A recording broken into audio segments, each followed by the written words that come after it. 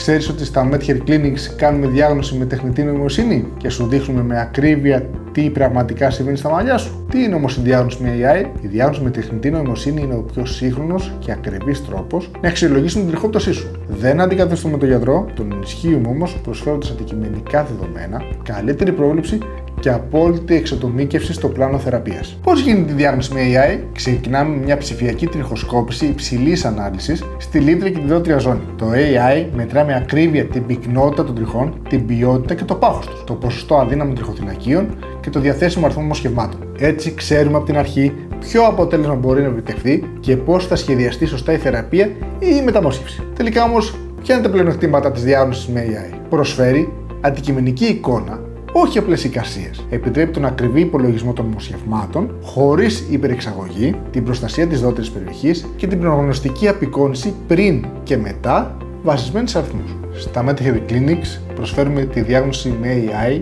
χωρίς χρέωση, με πλήρη ψηφιακή τριχοσκόπηση, ανάλυση δεδομένων και ιατρικό σχεδιασμό. Στόχος μας είναι να γνωρίζουμε ακριβώς τι μπορεί να γίνει και να πετύχουμε το πιο φυσικό, ασφαλές και μακροχρόνιο αποτέλεσμα.